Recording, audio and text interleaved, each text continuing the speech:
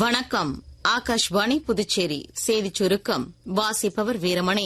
பிரதமர் திரு நரேந்திர மோடி நாட்டு மக்களுடன் தமது எண்ணங்களை பகிர்ந்து கொள்ளும் 122வது மன் கி பாத் எனும் மனதின் குரல் நிகழ்ச்சி ஆகாஷ்வாணியில் நாளை காலை 11 மணிக்கு ஒலிபரப்பாக உள்ளது.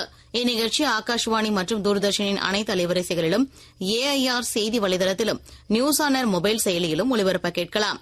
ஆகாஷ்வாணியில் பிரதமரின் ஹிந்தி உரையை தொடர்ந்து அதன் பிராந்திய மொழியோடையும் இடம்பெறும்.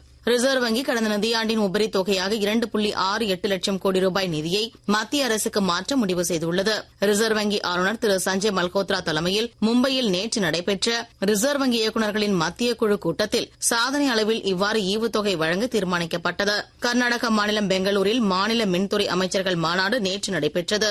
இம்மாநாட்டில் புதுச்சேரி மின்துறை அமைச்சர் திரு நமச்சிவாயம் கலந்து கொண்டு புதுச்சேரி மின்துறையை மேம்படுத்துவது சம்பந்தமாக கூட்டத்தில் எடுத்துரைத்தார். புதுச்சேரியில் தென்னை மற்றும் மரவள்ளி சாகுபடிக்கான ஊக்கத்தொகை பெற தோட்டக்கலை விவசாயிகள் ஜூலை 30ஆம் தேதிக்குள் விண்ணப்பிக்கலாம் என தோட்டக்கலைத்துறை அறிவித்துள்ளது. 2025-26 ஆண்டிற்கான கைவினை தொழில் பயிற்சி பெறுவது மற்றும் அளிப்பது தொடர்பான விண்ணப்பங்களை e-district.py.gov.in என்ற இணையதளத்தில் தகுந்த சான்றிதழ்களோடு ஜூன் 9ஆம் தேதிக்குள் விண்ணப்பிக்க வேண்டும் என புதுச்சேரி அரசு மாவட்ட தொழில் மைய பொது மேலாளர் திரு கோவிந்தராஜன் வெளியிட்டுள்ள அறிக்கையில் தெரிவித்துள்ளார். போலந்தில் ஆர்லண்ட் மெமோரியல் தடகள போட்டியில் நேற்று நடைபெற்ற ஆட்டத்தில் ஆண்களுக்கான ஈட்டி எறிதல் பிரிவில் இந்தியாவின் நீரஜ் சோப்ரா வெள்ளிப்பதக்கம் வென்றார்.